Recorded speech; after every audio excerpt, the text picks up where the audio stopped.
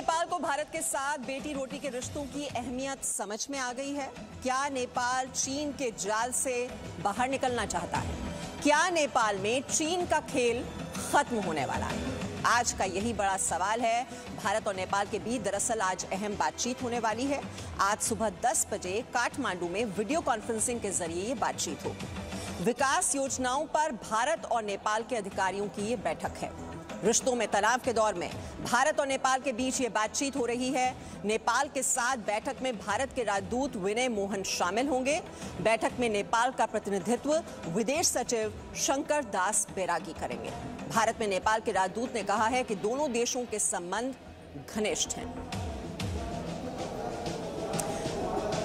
और इस वक्त हमारे साथ चर्चा करने के लिए दो मेहमान जुड़ चुके हैं। अंतर्राष्ट्रीय मामलों के जानकार रॉबिंदर सचदेव हमारे साथ हैं, साथ ही साथ रक्षा विशेषज्ञ मेजर जनरल एसपी सिन्हा भी हमारे साथ जुड़ गए हैं। लेकिन सबसे पहले मैं रुक कर रही हूं, हमारे सहयोगी सिद्धांत सिब्बल भी हमारे साथ हैं। सिद्धांत सिब्बल, दोनों देशों के बीच हम देख रहे हैं कि जब से वो नक्शा विवाद आया है, जो राजनीतिक संबंध हैं उनमें खटास आ गई और उस दौर के बीच ही, टकराव के दौर के बीच, ये पहली हम कहेंगे कि सीनियर लेवल एंगेजमेंट होने वाली है दोनों देशों के बीच। कितनी महत्वपूर्ण? जी, मैं आपको बता दूं कि दो महत्वपूर्ण चीजें हो रही हैं और हो चुकी है। एक तो आज होने वाली है 10 बजे काठमांडू में, यानी 10:15 इंडियन स्टैंडर्ड टाइम के मुताबिक जब मुलाकात होगी, मतलब बातचीत होगी दोनों देशों के बीच में। आपने उसके बारे में जिक्र करा। और दूसरा, 2 दिन पहले हुई, हमने देखा कि कैसे सैटरडे को, यानी 2 दिन पहले भारत के प्रधानमंत्री और नेपाल के प्रधानमंत्री के बीच बातचीत हुई। 15 मिनट की ये बातचीत थी। फोकस कोविड था। उसमें ये जो बातचीत हुई थी, ये रिक्वेस्ट नेपाल की तरफ से आई थी और फोकस यही था कि उन्होंने इंडिपेंडेंस डे की जो ग्रीटिंग्स थी वो दी थी भारत को। पर अगर आम दिन होता शायद इसे कोई नोटिस भी नहीं करता, शायद ये खबर भी नहीं बनती बड़ी। ये खबर इसलिए बड़ी है क्योंकि हमने देखा कैसे रिश्ते काफी जो गवर्नमेंट टू गवर्नमेंट लेवल है खराब हो रखे हैं। हमने देखा है जो नेपाल की तरफ से जो नया नेपाली मैप आया, जिसके अंदर भारत की जो टेरिटरी, नेपाली टेरिटरी दिखाई गई। उसके बाद हमने देखा कि नेपाल के प्रधानमंत्री ने बहुत सारे कमेंट्स पास करे। कभी उन्होंने कहा कि कोविड क्राइसिस उनके देश में भारत की वजह से है, कभी उन्होंने कहा कि भगवान राम नेपाली थे, उनका जन्म नेपाल में होता। ऐसे कमेंट्स किए जिससे जो रिश्ते हैं उनमें कहीं ना कहीं खटास आ गई। उसी दौरान अगर भारत के आप कमेंट्स देखें, भारत ने फोकस रखा सिविलाइजेशनल कल्चरल रिलेशनशिप को लेकर, और भारत का फोकस ये था गवर्नमेंट टू गवर्नमेंट रिलेशनशिप जैसे भी हो, ये जो रोटी बेटी का रिश्ता है ये बना रहना चाहिए। इसलिए जो बातचीत हो रही है ये महत्वपूर्ण है। इस बातचीत में बॉर्डर इशू का जिक्र नहीं होगा, मैं आपको बता दूं, पर कहीं ना कहीं ये बातचीत फ्यूचर में एक बड़ी कॉन्वर्सेशन हो सकती है, इसलिए ये महत्वपूर्ण बनती है। हमने देखा कि कैसे नेपाल के जो राजदूत ने साथ बातचीत करी बियॉन्ड से और कहा कि कैसे ये जो फोन कॉन्वर्सेशन दिखाती है कि रिश्ते क्लोज हैं, घनिष्ठ है। जी, और इस वक्त हमारे साथ भारत नेपाल मामलों के जानकार महेंद्र सिंह भी जुड़ गए हैं और उन्हीं से मैं शुरुआत कर रही हूं। महेंद्र सिंह जी, क्योंकि विदेश मंत्री जो है नेपाल के, वो कहते हैं कि ये कंस्ट्रक्टिव एंगेजमेंट चाहते हैं और आज की ये जो बातचीत होने वाली है वो उसी दिशा में एक बड़ा कदम होने वाला है। आज की बैठक को आप कितना महत्वपूर्ण मानते हैं?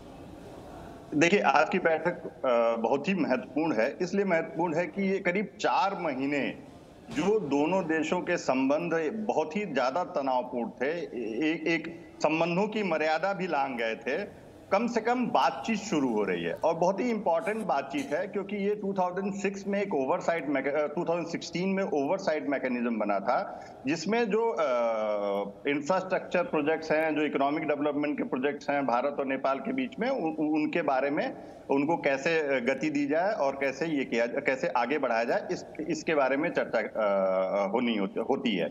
लेकिन ये इसलिए जरूरी है कि ये जो राजनयिक संबंध करीब करीब 4 महीने तक शून्य के स्तर पे पहुंच गए थे, एकदम निम्न स्तर पे पहुंच गए थे, उसकी ये नजर आ रहा है कि एक आशा की किरण दिख रही कि अब दोनों देश आमने सामने टेबल पे बैठ के बातचीत करने के लिए तैयार हैं। इसीलिए आज जो है नेपाल में भारत के जो राजदूत हैं विजय मोहन क्वात्रा और नेपाली जो विदेश सचिव हैं शंकर दास बैरागी, उनके बीच के बातचीत को बहुत महत्वपूर्ण माना जा रहा है। आप ये देखिए कि दोनों देशों के प्रधानमंत्री करीब 4 महीने तक बात नहीं, लास्ट अप्रैल में बात प्रधानमंत्री मोदी और प्रधानमंत्री ओली की हुई थी। तो जो 15 अगस्त को ओली का जो नेपाली प्राइम मिनिस्टर है उनका जो फोन कॉल जाता है 10 मिनट जो बात होती है, उससे लगता है कि जो और बातचीत में जो सबसे महत्वपूर्ण एक औपचारिक फोन कॉल थी। हम सब जानते हैं कि उन्होंने स्वतंत्रता दिवस पे बधाई देने के लिए फोन कॉल की थी और भारत को बधाई देने के लिए फोन कॉल की थी कि भारत जो संयुक्त राष्ट्र सुरक्षा परिषद में जो है जो नॉन परमानेंट मेंबर बना है। लेकिन उसके साथ साथ कोविड पे चर्चा हुई और एक स्टेटमेंट जो है उसमें बहुत ही इंपॉर्टेंट चीज है कि दोनों देशों के बीच बहुत ही पुराने सांस्कृतिक संबंध हैं, सिविलाइजेशन रिलेशंस हैं। तो वो चीज जो एक टूट गई थी, एक कहीं से डोर जो है टूटती हुई नजर आ रही थी, वो अब कहीं न कहीं थोड़ा सा बिल्कुल सही। महेंद्र सिंह जी, आप कह रहे हैं कि दोस्ती बहुत ही पुरानी है, बहुत ही घनिष्ठ संबंध रहे हैं, लेकिन रविंदर सचदेव, ये दरार तो पैदा करने की चीन बार बार कोशिश कर रहा है, उकसा रहा है बार बार नेपाल को, और चीन के इशारे पर नेपाल जो है वो नक्शा विवाद जो है उसको जन्म दे देता है, और 3 जो भारत के हिस्से रहे हैं उन पर दावा ठोक देता है नेपाल। हाँ जी, हाँ बिल्कुल। देखिए, कोई बॉटम लाइन ये है कि नेपाल और भारत के रिश्ते तो रहेंगे ही, कुछ ना कुछ तो रहेंगे ही। हम इतनी क्लोज, बॉर्डर इतना क्लोज है, हमारा कल्चरल लिंक्स है, सारी चीजें हैं। परंतु अभी जो हुआ है, नेपाल जिस रास्ते पे चल गया है बाउंड्री इशू को लेकर के, वो एक बहुत ही वरींग एक तरह का वायरस है, और इस वायरस को निकालना बहुत मुश्किल होगा नेपाली दिमाग से, मेरे विचार से। क्योंकि प्रॉपर्टी, टेरिटरी, सॉवरेनिटी किसी भी देश के लिए बहुत इमोशनल इशू होती है, और चाइना ने और ओली ने एक तरह से इस चीज को खेल करके नेपाल की आवाम में एक ये बड़ा नेगेटिव आइडिया डाल दिया है। तो ये बहुत बड़ा खतरा है मेरे विचार से लॉन्ग टर्म भारत के लिए। 1 सेकेंडली, आज जो बात हो रही है डेफिनेटली बहुत इंपॉर्टेंट है। विनय मोहन क्वात्रा जो हमारे एम्बेसडर हैं, बहुत ही सीजन्ड है। ये तो प्राइम मिनिस्टर ऑफिस में जो होते हैं, फॉरेन अफेयर्स के जॉइंट सेक्रेटरी, पीएम के साथ काम किया इन्होंने वॉशिंगटन डीसी में, फ्रांस में। तो ऑब्वियसली ये बहुत सीजन डिप्लोमेट है, तो प्रयास करेंगे। तीसरी बात, जैसे अभी आपके कॉरेस्पॉन्डेंट और दूसरे सहयोगी भी कह रहे थे, आज की जो बातचीत है, this is nothing to with the border talks, ये और चीजों को लेकर है, इकोनॉमिक एंड इत्यादि वगैरह को लेकर। नेपाल ने 4 बार, नेपाल कहता है कि हमने बार बार रिक्वेस्ट कर रहे हैं बॉर्डर टॉक्स के लिए, जो कि भारत, हम उस पर नहीं जाना चाहते, राइट। तो ये बॉर्डर टॉक्स पे आज बात नहीं है, पर यह है कि जितनी चीजें होंगी, जितने रिलेशंस में कोऑपरेशन और डेवलपमेंट आगे होगी, उतना बेहतर है। परंतु मेरे विचार से ये जो मुद्दा आ गया, आप भी जो शब्द यूज कर रही हैं, खटास, आपके भी कॉरेस्पॉन्डेंट यूज कर रहे हैं, ये रिश्तों में खटास आ गई है, और इस खटास को हमें इंप्रूव करने में, और ये जो चीन के इशारे पर हो रहा है रविंदर जी, करना पड़ेगा। और चीन के विस्तारवाद को लेकर चेतावनी जो है वो प्रधानमंत्री नरेंद्र मोदी साफ दे चुके हैं। तो मेजर जनरल एसपी सिन्हा, ये जो चीन की चाल है, क्या ये नेपाल को समझ में आ रही है? क्या वो इस जाल से निकलना चाहता है, और इसीलिए जो पुराने संबंध रहे हैं दोनों देशों के बीच, क्या उनको बहाल करने की दिशा में ये कदम उठाया गया है? मेरा ख्याल है कि कुछ सुबुद्धि नेपाल के लीडरशिप और के मन में आ रहा है, समझ में बात आ रही है। नेपाल को इतिहास की तरफ गौर करना पड़ेगा। नेपाल को समझना पड़ेगा कि चीन अपने विस्तारवाद की नीति को किस तरह से रूथलेसली फॉलो करता है, किस तरह से उसने तिब्बत को ग्रैब किया, किस तरह से वो ताइवान पर दबाव डाल रहा है, किस तरह से जो नदी का धारा बदला है उसके कारण नेपाल का ज़मीन वो हथिया रहा है, और वो जो नेपाल को दोस्त बोलता है उसका ज़मीन हथिया रहा है। देखिए, जो विवाद के 3 बिंदु हैं विभांशा जी। पहला कि Chinese angle, Indo Nepal angle, और नेपाल को क्या खतरा है चीन से, ये तीनों समझने की जरूरत है। ये बहुत महत्वपूर्ण बातें हैं। चीन का एंगल ये है कि चीन नेपाल जो है पूरी तरह से कम्युनिस्ट गिरफ्त में आ गया है।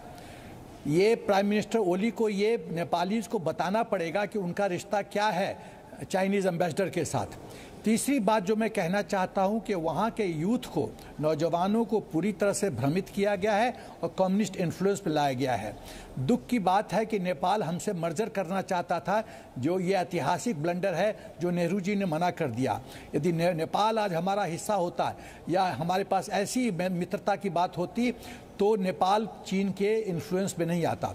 दूसरी बात जो विवाद का कारण है कि रोड कंस्ट्रक्शन जो बीआरओ बनाया है वो जो हिंदुस्तान कहता है कि बाउंड्री है लिपुलेख और नेपाल कहता है कि